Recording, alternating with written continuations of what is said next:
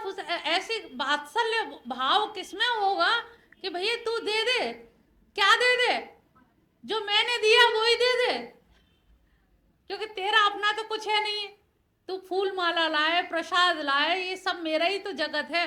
ये फूल पत्ती सब मैंने ही तो बनाई है, मेरे ही जगत से, मेरी बगिया से तोड़ के तू ले आता है। और लेकिन मैं भी खुश हो जाता हूँ। एक बाप 1 किलो सेब खरीद के लाया, 4 बच्चों को दिया, एक छोटे बच्चे को दिया तो वो लेके बाप के गोद में बैठ गया, बाप को खिलाने लगा। बाप को अच्छा लगा, उसने भी एक और खाया, फिर बच्चे को खिलाया। तो इसी तरह से भगवान को जब हम प्रसाद चढ़ा देते हैं तो भगवान थोड़ा सा स्वीकार कर भी लेते हैं कि है तो उन्हीं का ही, लेकिन चलो मेरे पास आया इसी बहाने से। इसने मुझे याद रखा, सेब पाने के बाद भी मेरी गोद में बैठा, मुझे याद रखा। 3 बच्चे अलग अलग बैठ के खा रहे हैं, तीनों को सेब मिल गया, तीनों खा रहे हैं, लेकिन चौथा बच्चा जो छोटा था, अबोध बच्चा, वो गोदी में बैठ गया कि नहीं मैं तो आपको, बाबा मैं तो आपको खिलाऊंगा। तो अच्छा लगा खाने के, वो ना तो भूखे थे ना कुछ थे, लेकिन अच्छा लगा कि इस बालक ने मुझे याद रखा, सेब मिला तो उसने मुझे स्मरण किया। तो ऐसी तरह से हम जब सब चीज़ें जब खरीदते हैं, जब लेते हैं या प्रसाद लेते हैं, तो ये हम उनको ना खाने की ज़रूरत है ना हमें खिलाने की ज़रूरत है, लेकिन वो क्या है, आपके भाव के भूखे हैं, आप लाते हो तो उनको लगता है कि चलो मेरी ही चीज़ ला करके मुझे ही दे दी और मेरे को ही समर्पित कर दी, और मेरे से समर्पित करके मेरे ही चीज़ को इन्होंने अभी तक जो हलवाई की दुकान पे रखी थी वही मिठाई जब यहाँ आ गई तो वो क्या प्रसाद बन गई, और प्रसाद बन के वो क्या है जन जन में बट गई। बहुत से लोगों को होता है प्रसाद का लड्डू का डिब्बा लाए तो कैसे भी एक निकाल ले, बाकी का हमें दे दे लौटा के। और कुछ लोगों का रहता है कि नहीं भाई महंगी बर्फी लाए तो कम से कम लौट तो जाए, घर तो पहुंच जाए। अंजीर की बर्फी है या काजू की बर्फी वाले तो ज़्यादातर सोच लेते हैं कि ये तो लौटनी चाहिए, कम से कम बूंदी का लड्डू भले ही रख लें।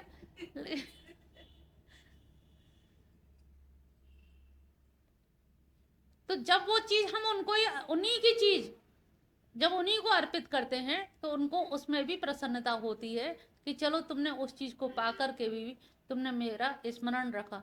तो यहाँ पर जितनी भी चीज़ें हैं सारी चीज़ें उन्हीं की हैं। और अगर वो कह भी रहे हैं कि ये तू मुझ में ही रख दे, मई बुद्धि निवेश है, तू मुझ में ही बुद्धि को निवेश कर दे, निवेश मतलब लगा दे, निवस्यसि मैं ये, और तू जब पूरी तरह से लगा देगा और तू मुझ में ही निवास करेगा, इसमें कोई भी संशय नहीं है। इतना आश्वासन के साथ साथ कह रहे हैं कि इसमें कोई डाउट नहीं है कि तू सोचे मैंने लगा दिया। निवेश करना अभी होता है ना, जैसे हमने कोई शेयर मार्केट में पैसा लगा दिया और घाटा होगा कि नफा होगा, उन्होंने कहा तू ये भी मत सोच, तुझे यहाँ प्रॉफिट ही प्रॉफिट होगा, तू निवेश तो कर, लगा तो सही अपने मन को, मन रूपी धन तू यहाँ दे जा, तो वो सारा धन तेरा रूपांतरित हो जाएगा और तेरा लाभ ही लाभ होगा, तेरा नुकसान नहीं होगा। तू एक बार विश्वास करके तू देख, इतना विश्वास दे रहे हैं ऊर्ध्वम ना संशय, इसमें संशय भी नहीं है। अर्जुन के सामने इनको कितना मतलब बोलना पड़ रहा है, जो कि इतना समझाना पड़ रहा है।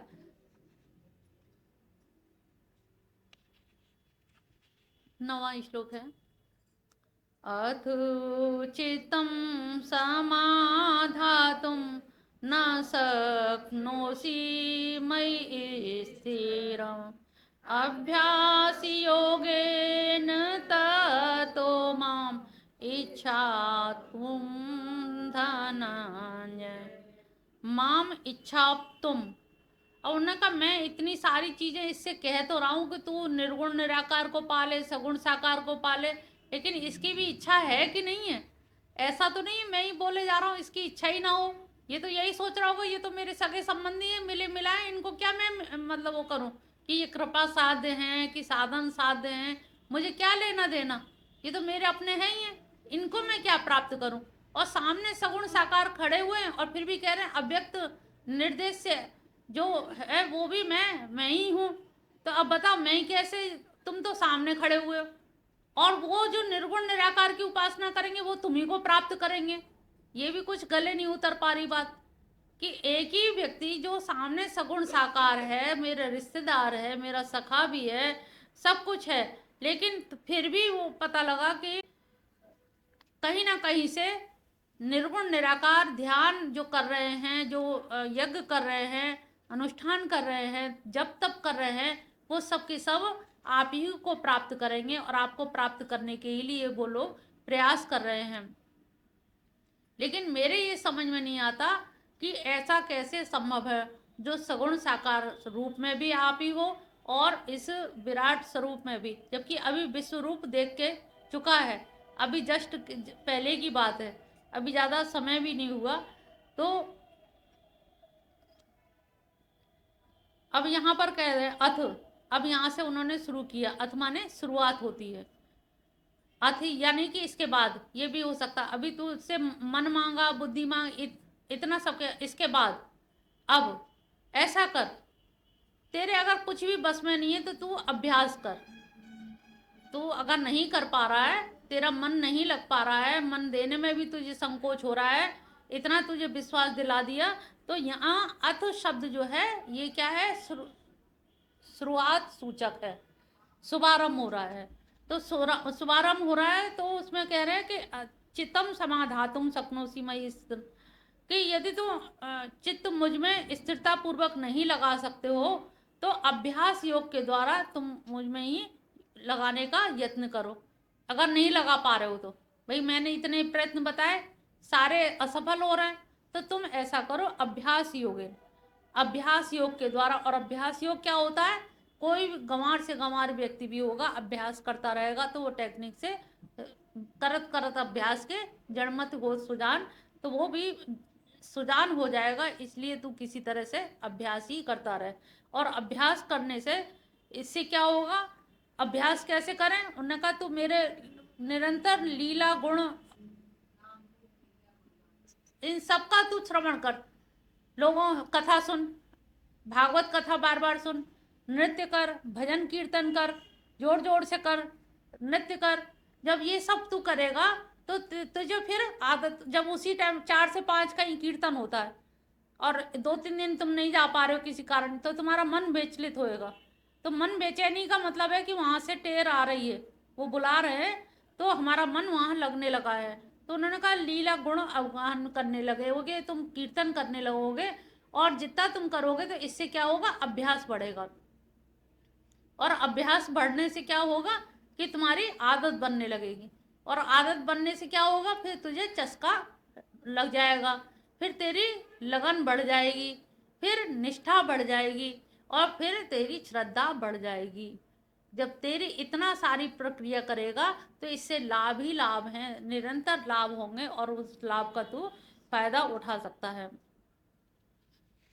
तो तेरी ज्ञानेंद्रिय और कर्मेंद्रिय, क्योंकि हमारा मन चंचल जो होता है, तो मन काम करता है ज्ञानेंद्रियों के द्वारा या कर्मेंद्रियों के, और दोनों तो भजन कीर्तन में लगा दी दोनों इंद्रियों, तो मन क्या है, अपने आप ही संयमित हो जाएगा। जब तुम तेजी से नाचते हो तो क्या होता है, तब मन नहीं नाचता, इंद्रियां नाचती हैं। जब तुम नाचते हो तो मन स्थिर हो जाता है, और जब तुम स्थिर रहते हो तो मन नाचता है। बैठे हो चुपचाप तो मन सोच रहा है कैसे करें, कितने बज रहे होंगे, कि कब खत्म होगा, कैसे जाएंगे, क्या है।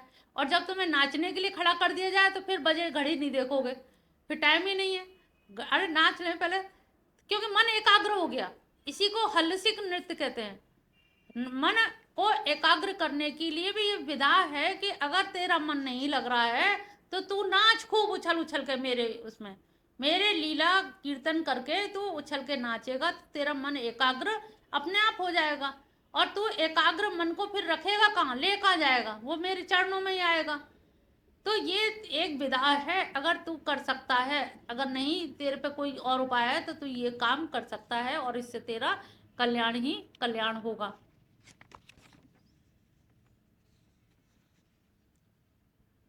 10वां है, अभ्यासे अप्यसमर्थो असि मत्कर्म परमो भव मदर्थमपि कर्माणि कुर्वन् सिद्धिं वापस्यसि। यदि तू असमर्थ, अभ्यासे असमर्थो असि, अगर तू अभ्यास करने में भी अगर असमर्थ है, इसमें भी अगर असमर्थ है, तो तू मत कर्म परमो भव। तो तू अपने जितने भी कर्म कर रहा है तू मेरे लिए कर, तू मुझे समर्पित कर दे या मेरे लिए करना शुरू कर दे। और मेरे लिए मदर्थम अपि कर्माणि, और मेरे लिए कर्म करते हुए तू क्या मिलेगा, तुझे सफलता ही सफलता मिलेगी। तू केवल मेरे लिए कर्म कर, तू अपने लिए भी कर्म मत कर। अपने लिए करेगा तो हानि लाभ सोचेगा, फेल पास सोचेगा। तो उन्होंने कहा मेरे लिए कर, और फिर तुझे हानि लाभ से कोई लेना देना नहीं रहेगा। तो अगर तू नहीं कर पा रहा है तो मेरे लिए अभ्यास करने में असमर्थ है, तो कर्म में लग जा, तू खूब कर्म कर, और इतने कर्म कर कि वो कर्म करते करते भी सारे, जब कर्म करेगा तो वो सब मेरे लिए होंगे, और मेरे लिए किए गए कर्मों में तेरा जय पराजय हानि लाभ सुख दुख इन सब से तू मुक्त हो जाएगा, और तुझे अपने आप ही सिद्धि लाभ तो हो ही जाएगी। अथे तदसक्तो असि कर्तुम् उद्योगमाश्रित सर्व कर्म फल त्यागम तत कुरु यतात्मवान। अगर इस पे भी तू तैयार नहीं है तो अब देखो भगवान कितने नीचे उतरते आ रहे हैं, कितने ऑप्शन। इस पे भी तैयार नहीं है, अगर ये भी नहीं है, इसमें भी असमर्थ है, तो तू मेरा मध्योग आश्रित, फिर वही कह दिया, तू मेरा आश्रय ले ले। तेरे पे काम नहीं हो पा रहा है तो तू मेरा आश्रय ले ले, आश्रय लेके बैठ। और आश्रय लेने में भी तू अपने इंद्रिय जितने यतात्मा यानी कि अपनी इंद्रियों को मन को वश में कर ले, और वश में करके क्या है, सर्व कर्म फल त्याग। जितने भी तू कर्म कर रहा है उन सारे कर्मों के फल का त्याग कर दे। तू सोच ही मत कि मैं अच्छा होगा कि बुरा होगा, इस सोच से तू बाहर निकल जा, क्योंकि तू काम मेरे लिए कर रहा है। जब हम किसी और के लिए काम करते हैं तो हमें क्या लगता है, सफलता मिले ना मिले भगवान की इच्छा, उसका भाग्य। भगवान चाहेंगे तो हो जाएगा, भगवान नहीं चाहेंगे तब तुम्हें भगवान ही भगवान याद आता है। और जब अपना काम होता है तो भगवान हमारा काम हो जाए, हम रहते हैं, तो हम रहते हैं, तो वहीं पर हमारे काम बिगड़ जाते हैं। उन्होंने कहा तू अगर ये भी नहीं कर पा रहा है, अपनी इंद्रियों को भी संयमित नहीं कर पा रहा है, तो जो कर्म कर रहा है उन कर्म फल को त्याग दे, वो सब मेरे हिस्से में कर दे। हानि होगी तो मेरी होगी, घाटा नाफा मुनाफा जो होगा वो मेरा ही होगा, तू इस पर भी राजी हो जा। लेकिन शर्त क्या है, आश्रित, मेरे आश्रित होके कर्म कर। ऐसा नहीं कि काम में फल अच्छा मिल गया तो मेरा हो गया, मैंने मेहनत करी देखो फल मिला कि नहीं मिला। उन्होंने कहा आश्रित हो जा। इसमें एक एक शब्द का बड़ा वो गूढ़ है, बहुत हल्के से नहीं लेना है। उन्होंने जो बात कही है लग तो बहुत हल्की रही है, लेकिन भारी बहुत है। एक एक शब्द अगर अप्लाई करोगे तो बहुत कठिन है, उनके पूरी तरह से आश्रित होना बहुत कठिन काम है। जहाँ द्रौपदी हर समय उनके साथ रहती थी, लेकिन वो भी पूरी तरह से आश्रित होने में भी समय लग गया। तो वही हम लोग भी जानते हैं कि भगवान ही सबके आश्रय हैं, लेकिन पहले हम सबको फ़ोन कर लेते हैं, सबको आजमा लेते हैं, जगह जगह से अप्रोच लगवा लेते हैं, बाद में फिर कहते हैं प्रभु अब तो तुम ही हो, अब तो तुम ही हो, यानी कि अब और कोई नहीं बचा है, तब हम भगवान को पुकारते हैं। तो ये उन्होंने कहा कि मेरे आश्रित, तुम जब मेरे आश्रित होगे तब, और जब तुम्हारी इंद्रियां नहीं संयमित हो पा रही है तब तुम सारे कर्म फल का त्याग कर दो, मेरे लिए समर्पित कर दो।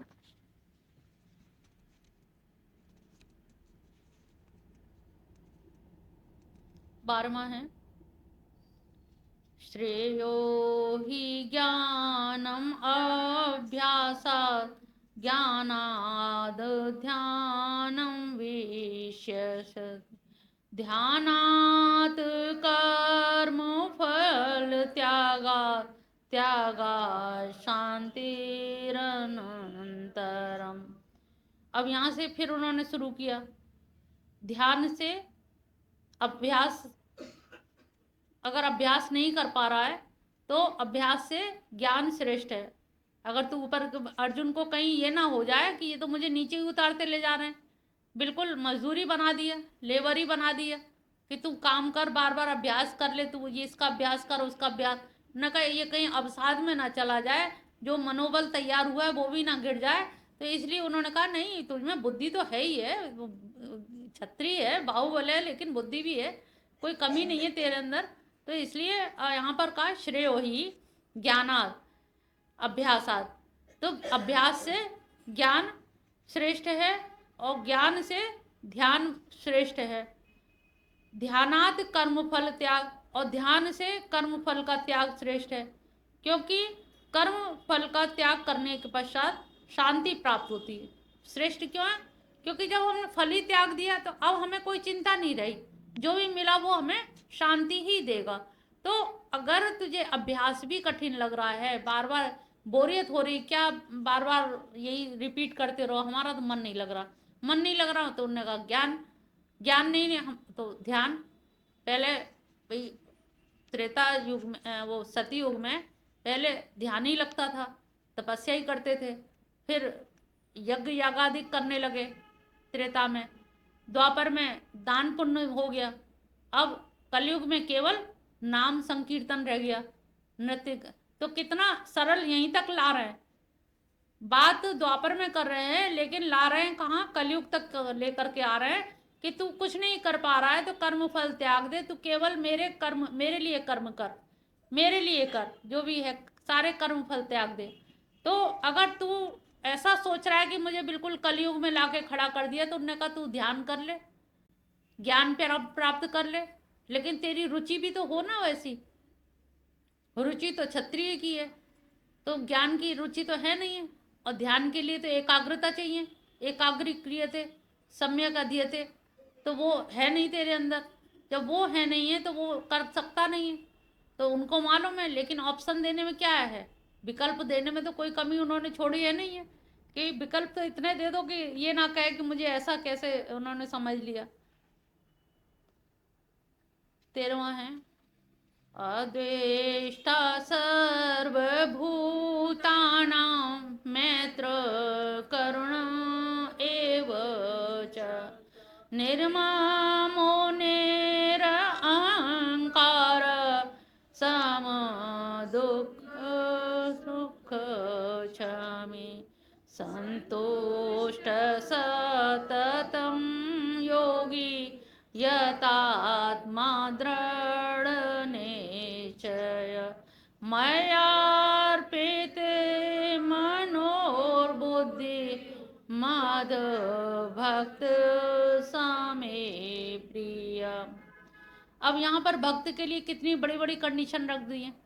साधन चतुष्ट है तो तुम लोगों को कठिन लग रहे थे, अब यहाँ पर देखो ये तुम काम करना कितना कठिन है। अद्वेष्टा, हम और द्वेष ना करें, उसने हमारी जमीन इधर हड़प ली और बाउंड्री वॉल यहाँ तक बना ली और हम उससे द्वेष ना करें, मित्रता का व्यवहार करें, ये तो बहुत मुश्किल है। वो कह रहे पर ये तो सर्वभूता नाम, ये तो तुम्हें अद्वेष्टा तो सर्व सभी के प्रति होना पड़ेगा, और सबके प्रति हम अद्वेष्टा हो नहीं सकते। तुम सभी लोग देख लो, भक्त बनने के लिए तो सब तैयार हैं, लेकिन अद्वेष्टा होने के लिए सब तैयार नहीं होंगे। पड़ोसिन से थोड़ा बहुत बैर तो रहता ही है, दौरानी जिठानी में थोड़ा तो ईर्षा रहेगी रहेगी, उसे कैसे छोड़ दें। भक्त सो है ही हम, भगवान कृष्ण तुम्हारे ही भक्त हैं और हम किसी की भक्ति करते नहीं हैं। तो उन्होंने कहा तुम भी सुन लो, पहले अद्वेष्टा होना पड़ेगा तुम्हें। कहले ये होना बड़ा मुश्किल है, कहले जब ये हो जाए तब आ जाना मेरे पास, रियाज करो, तब तक अभ्यास करो। और एक आध के नहीं, सर्वभूता नाम, उन्होंने कहा कुछ से बैर कर लो, कुछ से दोस्ती कर लो, उन्होंने कहा ये नहीं चलेगा। सर्वभूता नाम, सबके लिए मैत्रिता हो, सब में सबके प्रति मित्र भाव भी हो। भाई बैर ना करे ये तो सही है, लेकिन मित्रता भी हो ये कैसे हो सकता है, मैत्र भाव हो ये तो और भी मुश्किल है। फिर करुण एव च, और करुणा भी हो। उसने जिंदगी हमारी तबाह कर दी और हम करुणा करें उस पर, ये तो बहुत कठिन काम है। इससे तो साधन चतुष्टय कर ले वो ज्यादा सही है। कन्हैया तुम्हारी भक्ति में तो इतनी शर्तें और इतनी कठिन है और इतनी सहज ढंग से लड़का दी, जैसे घी में बूरा दे रहे हैं कि